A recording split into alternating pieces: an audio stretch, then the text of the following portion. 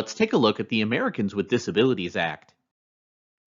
The Americans with Disabilities Act prohibits discrimination against disabled individuals.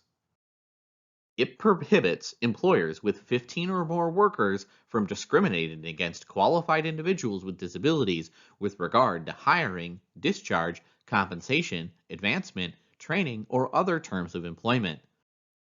It also says employers must make reasonable accommodation for physical or mental limitations unless doing so imposes an undue hardship on the business. The ADA does not list specific disabilities. Instead, the EEOC has guidelines that say someone is disabled when they have a physical or mental impairment that substantially limits one or more major life activities.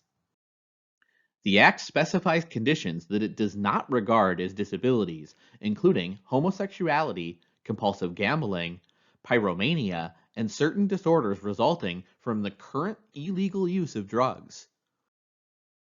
Mental disabilities account for the greatest number of ADA claims. Under the EEOC ADA guidelines, mental impairment includes any mental or psychological disorder such as an emotional or mental illness. The guidelines say employers should be alert to the possibility that traits normally regarded as undesirable may reflect mental impairments. Reasonable accommodation might then include providing barriers between workspaces. The individual must have the requisite skills, educational, and experiential background. A job function is essential when it's the reason the position exists, or it's so specialized that the employer hires the person to perform that particular function.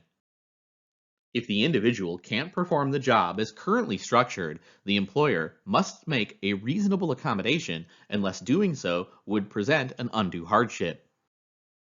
Reasonable accommodation might include redesigning the job, modifying a work schedule, or modifying or acquiring equipment or other devices, widening door openings, or permitting telecommuting as an example.